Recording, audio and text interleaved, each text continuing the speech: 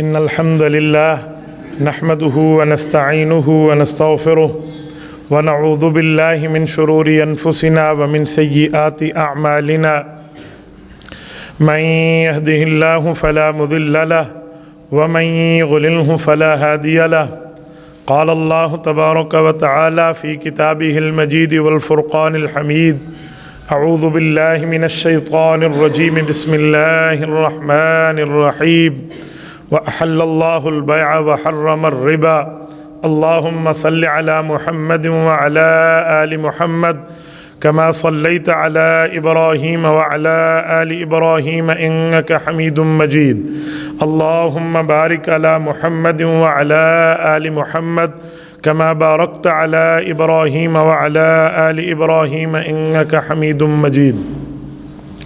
معزز دوستو، آج 11 نومبر 2022 ہے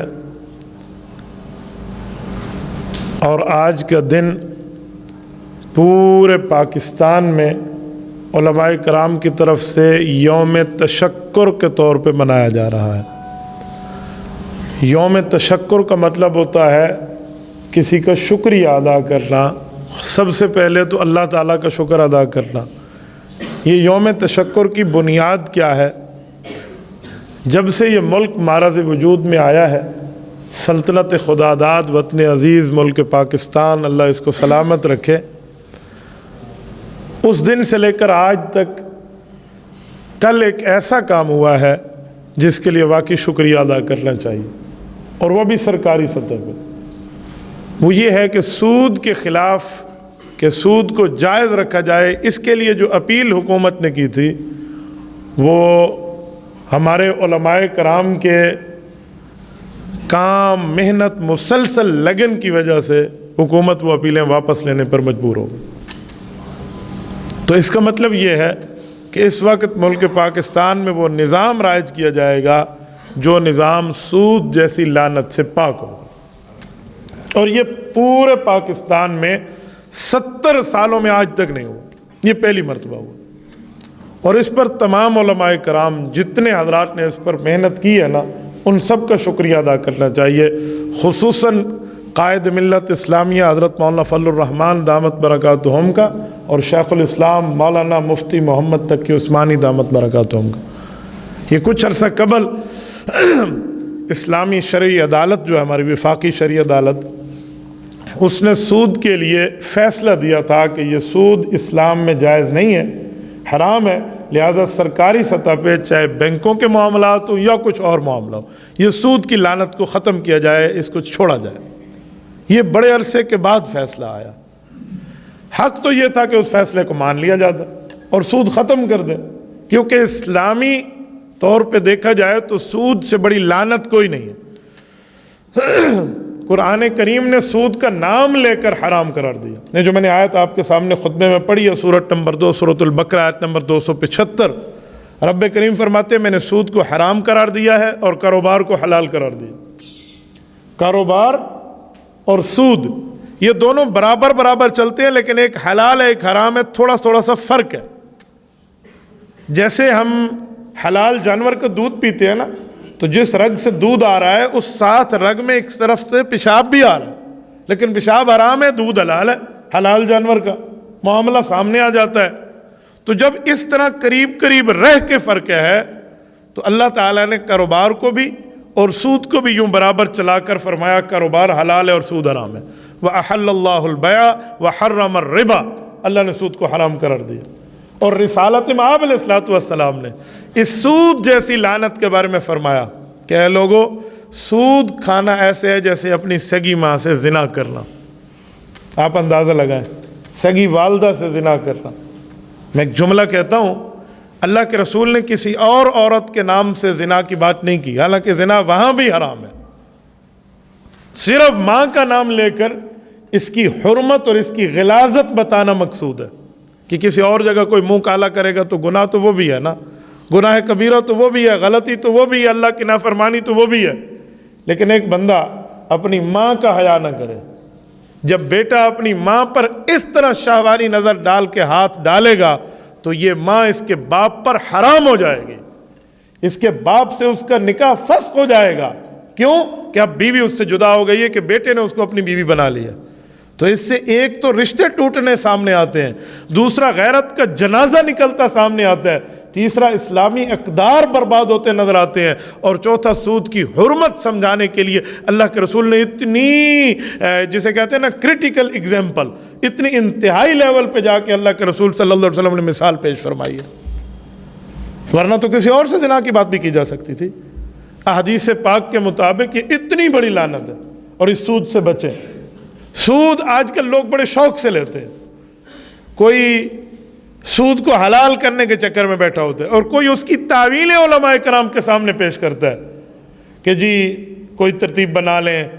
ایک آدمی نے سود کے اوپر پیسے رکھے ہوئے تھے، جب اس کا آمنا سامنا ہم سے ہوا نا تو لوگوں نے کہا جی مولوی صاحب بیٹھے ان سے پوچھ لیں.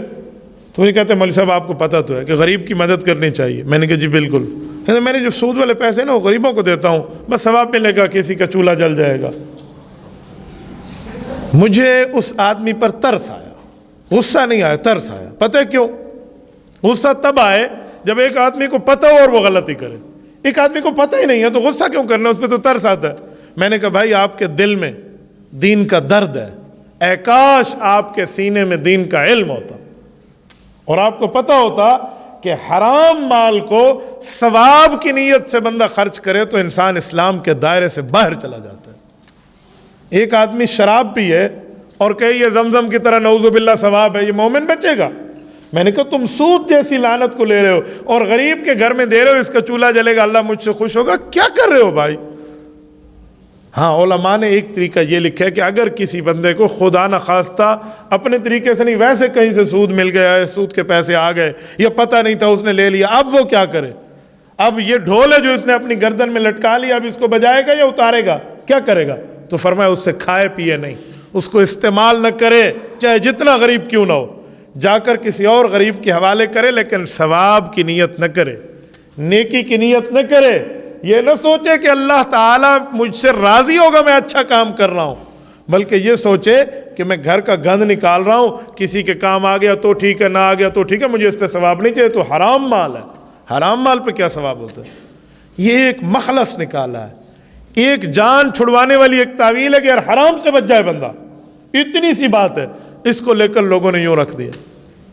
میرے دوستو کبھی بھی سود کے معاملات میں نہ خود کو ڈالیں، نہ سود کے معاملات میں آپ لوگ استعمال ہو، نہ سودی پیسہ استعمال کریں، نہ سودی پیسے کے پاس دیں. آج کل سودی معاملات بہت زیادہ ہیں.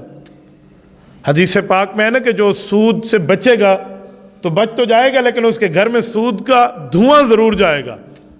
میں سوچتا تھا اس دھوئیں کا کیا معنی ہے. ایک جواب ذہن میں آتا کہ کوئی سودی آدمی لکڑی جلائے گا چولہے میں تو اس کا دھواں آ گیا. آج کل تو سوئی گیس آ گئی ہے، آج کل تو وہاں دھوئیں والی ترتیب ہی نہیں ہے، اب کیا آئے گا؟ یہ میں سوچا کرتا تھا. میرے سامنے ایک ایگزامپل آئی اور ایک مثال آئی جو میں آپ سے شیئر کرتا ہوں. آپ اور ہم بینک میں تو جاتے ہیں اپنے اکاؤنٹ کھلوانے کے لیے، اگرچہ ہم سودی اکاؤنٹ نہ کھلوائیں، سیونگ نہ کھلوائیں، کرنٹ کھلوا لیں، کرنٹ اکاؤنٹ جو اس میں تو سود نہیں ہے، لیکن آپ اور ہم جاتے تو ہے نا بھئی، مجبوری ہے، کوئی مال جیب میں رکھے گا تو کوئی لوٹ لے گا. تو جو کرنٹ اکاؤنٹ ہے وہاں ہم گئے ہیں، بینک والے نے بڑی عزت کیا، ہاں بھائی چائے پی لیں، جوس پی لیں، وہ تو اخلاق کی وجہ سے عزت کریں گے. لیکن جس ٹھنڈے پانی کو آپ نوش فرما رہے ہیں، جس جوس کو آپ پی رہے ہیں، جس چائے کی پیالی کو آپ ہاتھ میں لگ کے بڑے مزے مزے سے چسکیاں لے کر پی رہے ہیں، یاد رکھیں اس کا بل بھی سود کے پیسے سے ادا ہوگا. جی ہاں، یہ جو آپ کے لیے یہاں ڈسپینسر ٹھہرا ہے جو پانی ٹھنڈا اور گرم کر رہا ہے اور آپ کو ایک گلاس بھر کے وہاں کے آفس بوائے نے دے دیا ہے اپنے اس کے باس کے کہنے پہ، اور آپ نے بھی پانی پی لیا ہے، یہ ٹھنڈا اور گرم کرنے والا جو ڈسپینسر ہے اس کا بل بھی سودی پیسے سے ادا ہو رہا ہے جو آپ کے جسم میں چلا گیا. پھر مجھے سمجھ آیا کہ واقعی جو حدیث پاک میں ہے نا، رسالت مآب علیہ الصلوۃ والسلام نے جو جملہ ارشاد فرمایا ہے کہ جو سود سے بچے گا تو اس کے گھر میں کسی نہ کسی حساب سے دھواں ضرور جائے گا. تو میں سمجھتا تھا آج کل تو سوئی گیس کا زمانہ ہے، باقی فان گیس آئے ہوئے ہیں، اب دھواں کہاں سے آئے گا؟ تو اب دھوئیں کی بات مجھے سمجھ آئی کہ کسی نہ کسی حساب پہ بندہ وہاں ہوگا. تو اس کا آسان حل ہے کہ آپ نہ جائیں. اگر آپ جاتے ہیں تو وہاں پئیں نہیں، ان سے کھانا پینا چھوڑ دیں، ان کو بھی احساس ہوگا بھی کیوں نہیں کھا رہا. میں تو کھلی طور پہ بات کرتا ہوں، بھائی میں نہیں کھاتا. کیوں؟ آپ روزے میں ہیں. پھر اگر زیادہ گپ شپ نہ ہو تو بھائی موڈ نہیں ہے. اور اگر کسی سے فرینکلی بات ہو نا تو میں کہتا ہوں جی حرام پانی مجھے کیوں پلا رہے ہیں؟ کس بنیاد پہ پلا رہے ہیں؟ آپ اس کا بل سودی پیسے سے ادا کرتے ہیں، آپ مجھے پلا رہے ہیں. تو ایک دفعہ وہ بھی شاک ہو جاتا ہے. ہو جائے نا، اس کو بھی تو احساس ہوگا. رات کو جب بستر پہ سوئے گا، مسلمان کا ایمان جتنا ہی سویا ہوا ہو لیکن ضمیر تو جاگ رہا ہوتا ہے نا. اس کے دل میں یہ بات آئے گی، اس کو فیل ہوگا کہ یار اس بندے نے مجھ سے کیوں نہیں پیا. تو کوئی جواب تو اس کے ذہن، وہ بھی کل سودی چیز چھوڑ بیٹھے گا. تو یہ بہت بڑی چیز ہے، سودی کام سے بندہ خود کو بچائے اور باقیوں کو بھی. اسی لیے میں نے آپ کی خدمت میں یہ بات کہی کہ اللہ تعالیٰ کا کرم ہے، فضل ہے، احسان ہے کہ ہمارے 70-72 سالوں میں پہلی مرتبہ اس ملک میں جو سود کے خلاف فیصلہ آیا، حکومت اس کے لیے ریویو پٹیشن میں گئی، لیکن وہ بھی ہمارے علماء کرام کی محنتوں کی برکت سے وہ پٹیشن بھی واپس لینے کی بات آ گئی ہے. اب نوٹیفیکیشن کا صرف انتظار ہے. وہ نوٹیفیکیشن آئے گا جن کے سودی معاملات میں سارے ختم ہوں گے. تو یہ بھی علماء کرام کی محنت کی وجہ سے، یہ بھی علماء کرام کی کاوش کی وجہ سے. میں اب بھی اپنی پاکستان ملک کی حکومت کو ایڈوائز کروں گا کہ آپ شیخ الاسلام مولانا مفتی محمد تقی عثمانی کی صلاحیتوں سے، جو رب نے ان کو خداداد صلاحیتوں سے نوازا ہے، آپ ان سے مزید ہیلپ لیں، مزید مدد لیں. اور میرے دوستو، یہ سودی نظام ختم ہونے کی طرف جو پہلا قدم ہے، یقین مانیے ہمارے وہ شہداء، ہمارے وہ بانیان پاکستان جنہوں نے ملک کے لیے اسلامی طور پہ خواب دیکھا تھا، چاہے وہ قائد اعظم ہوں، چاہے علامہ اقبال ہوں، چاہے علامہ شبیر احمد عثمانی ہوں، مولانا محمد علی جوہر ہوں، مولانا ظفر احمد عثمانی ہوں، چودھری رحمت علی ہوں، یہ جتنے ہمارے بڑے بانیان پاکستان میں جن کا نام آتا ہے، آج ان کی روحیں خوش ہو رہی ہوں گی کہ یار جو ہم نے خواب دیکھا تھا اسلامی سلطنت کا، کہ وہ سود سے پاک نظام ہوگا، تو اس کے لیے کوئی قدم تو آیا ہے. تو جو نیکی کا کام ہے اس کو اپریشیٹ کرنا چاہیے. میں نے اسی لیے کہا کہ اس موقع پر میں شیخ الاسلام مفتی تقی عثمانی دامت برکاتہم کو بھی خراج تحسین پیش کرتا ہوں، اور قائد ملت اسلامی حضرت مولانا فضل الرحمان صاحب کو بھی خراج عقیدت پیش کرتا ہوں کہ جن نے اسمبلی سے باہر رہ کر لیکن تعلقات اس حد تک رکھے ہیں کہ وزیر اعظم سے ملایا شیخ الاسلام مفتی تقی عثمانی صاحب کو، اور انہوں نے جا کر پوری میٹنگ کی. اس کے بعد وزیر خزانہ سے بیٹھے، ان کو اس بات پہ قائل کیا کہ سودی نظام کا خاتمہ ہونا چاہیے، جس کا کل اعلان ہو گیا. آج کل لوگ ہمیں کہتے ہیں کہ مولوی کا سیاست میں کیا کام ہے؟ مولوی کا یہی کام ہے جو یہاں بیٹھا ہے اور اس نے 72 سالوں میں وہ کارنامہ سر انجام دلا کے دکھا دیا جو آج تک کسی نے نہیں کیا تھا. تو بھائی سودی نظام ختم ہونا بہت اچھا ہے. اس پر یوم تشکر آج پورے پاکستان کے علماء کرام میں یہاں چل رہا ہے، اور جمعہ کے خطبات میں ہر جگہ یہی بات چلے گی. تو میں نے اسی حوالے سے آپ کی خدمت میں یہ باتیں کی ہیں. اللہ تعالیٰ آپ کو اور ہمیں صراط مستقیم عطا فرمائے. دین اسلام پر رب کریم ہمیں مضبوط رکھے. رسول اللہ صلی اللہ علیہ وآلہ وسلم کی تعلیمات پہ اللہ ہمیں عمل کرنے کی توفیق عطا فرمائے. یہ سوال ہے، یہ ناموس رسالت کے حوالے سے سوال ہے. یہ بات ذہن میں رکھیں، ناموس رسالت کے حوالے سے مسلمانوں کے دل چاہے جتنے ہی گئے گزرے کیوں نہ ہوں، اور رسول اللہ صلی اللہ علیہ وسلم کی عزت کے ساتھ دھڑکتے ہیں. دنیا کی کوئی عزتیں، دنیا کے کوئی رتبے، مقام، مرتبے، درجے، حیثیت، ویلیوز جو ہیں وہ بعد میں ہیں. رسالت مآب علیہ الصلوۃ والسلام سے مسلمان کا تعلق پہلے ہے. اس لیے تو کہتے ہیں میں سب ہی کو مانتا ہوں مگر مصطفیٰ کے بعد. ہم سب ہی کو مانتے ہیں، لیکن رسالت مآب صلی اللہ علیہ وسلم کا ایک مقام اور مرتبہ ہے. ناموس رسالت پر کوئی سودا بازی نہیں ہو سکتی. جی یہ دوسرا سوال. چلو آپ نے اچھا کہ یہ پوچھ لیا. ویسے میں تو نہیں چاہتا تھا میں اس ٹاپک کو ٹچ کروں کہ بعض اوقات بغض کے مارے کچھ لوگ باتیں کرتے ہیں تو ان کو جواب نہ دینا یہی ان کے لیے بہت اچھا جواب ہوتا ہے. لیکن چلو آپ نے پوچھ لیا تو میں جواب عرض کیے دیتا ہوں. یہ پوچھنا چاہ رہے ہیں کہ آج 2-3 دن سے سوشل میڈیا پر میرے کلپ کو چلایا جا رہا ہے جس میں میں نے فیس بک کی نشانی جو ہے علامتی نشانی سمبل کے بارے میں بات کی ہے کہ وہاں ایف چھوٹا لکھا ہوا ہے، بڑی انگلش کا نہیں ہے. تو میں اس کے متعلق 3-4 باتیں عرض کرتا ہوں. اتنا ہلکا ہی نہ لیں کسی کو کہ کوئی بات کرے اور اس کے بعد قرائن اور شواہد نہ ہوں. اتنا ہلکا نہ لیا جائے. میری الحمدللہ سوشل میڈیا کی ٹیم بھی اسٹرانگ ہے اور ہماری نظر بھی ہے اس پر کہ کہاں سے کیا معاملہ چلتا ہے. یہ کل سے دوست پرسوں سے مجھے کہہ رہے ہیں. میں اس پر 2-4 باتیں آپ کی خدمت میں عرض کرتا ہوں. سب سے پہلی اور بنیادی بات یہ ہے کہ یہ جو ہمارا بیان کو کاٹ کے 30 سیکنڈ چلایا گیا ہے، یہ کوئی 4 سال پرانا بیان ہے. اس کو اس طرح کس نے کاٹا ہے؟ پھر 1.5 گھنٹے کے بیان میں صرف 30 سیکنڈ نکالے ہیں اور وہ بھی کاٹ کے لگائے ہیں, اور اس کے پیچھے پتہ نہیں کوئی میوزک طرح کی کوئی چیز لگائی ہے. یہ کس نے کیا ہے, سازش کیا ہے, اس کو بھی دیکھا جائے. جہاں تک ہماری معلومات کی رسائی ہے, کوئی نقب نام کا ایک ملحد ہے, یا پتہ نہیں وہ کوئی لبرل قسم کا بیرون ملک, ہمارے پاکستان سے باہر ایک ملک کا ایک شخص ہے جس کا کام اسلام کے خلاف ساری ترتیبیں ہیں. یہ غالباً انہوں نے کلپ کاٹا اور انہوں نے اس کی ترتیب پر چلایا شروع میں, اور وہیں سے بات اٹھی ہے. پھر اس میں اپنے اور پر آئے سارے کام آ گئے. ہمارے کچھ دوست ایسے سادے ہوتے ہیں جو 10 پوسٹیں اور 20 کمنٹس دیکھ کر نا لوگ پریشان ہو جاتے ہیں کہ جی موقف بدل لیں.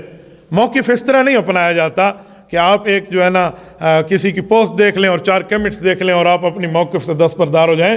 موقف کے لیے دلائل اور شواہد چاہیے. تو پہلی بات تو یہ ہے. اور تیسری بات میں ایک بات آپ کی خدمت میں, چلو اس پر سوال بھی یہ آیا ہے, یہاں جو کچھ لوگوں نے کام کیا ہے نا کہ اس کو ایسے لے لیں ایسے لے لیں, تو میں ایک جملہ سمجھانے کے لیے آپ کہتا ہوں کہ یہ بہت قیمتی جواب ہے. آج کل لوگ اس کی تلاش میں مجھ سے پوچھ رہے اس کا جواب دیں. میں نے کہا یہ اتنا قیمتی جواب ہے جیسے آج کل ہمارے ملک میں ایک عنوان چل رہا ہے کہ اگلا آرمی چیف کون تعینات ہوگا. یہ ایسے جیسے یہ قیمتی جواب ہے نا, یہ بھی اس طرح قیمتی جواب ہے. لوگ کہتے ہیں بتائیں. جن حضرات کے دلوں میں بغض ہوتا ہے نا, تو وہ اپنے بغض کے اظہار کے لیے اس طرح کی باتیں کرتے ہیں.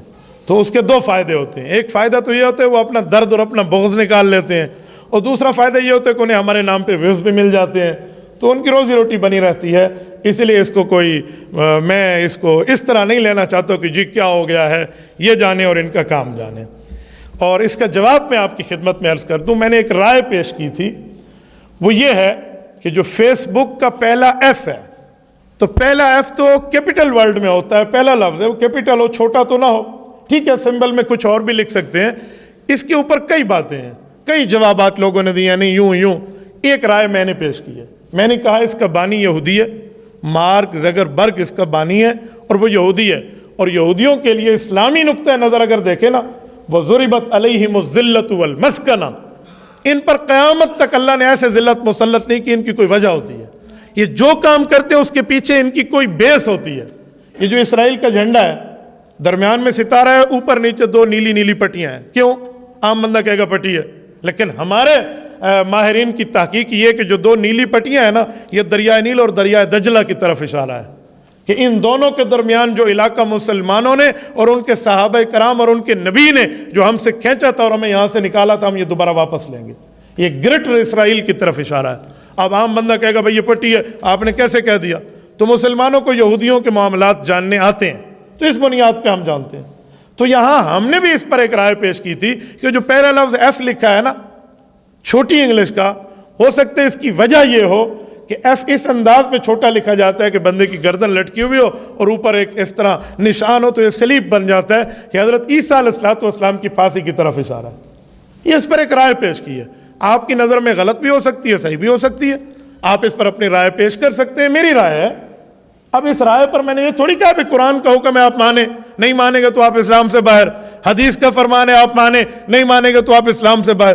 میں نے ایک رائے دی ہے اور میرے پاس اس کے شواہد اور بھی موجود ہیں. میں نے ایک اسرائیلی جھنڈے کی بات کی, اس طرح اور باتیں میں دے سکتا ہوں کہ یہودیوں نے کبھی مسلمانوں کے لیے اچھائی نہیں سوچی, کبھی بھی نہیں سوچی.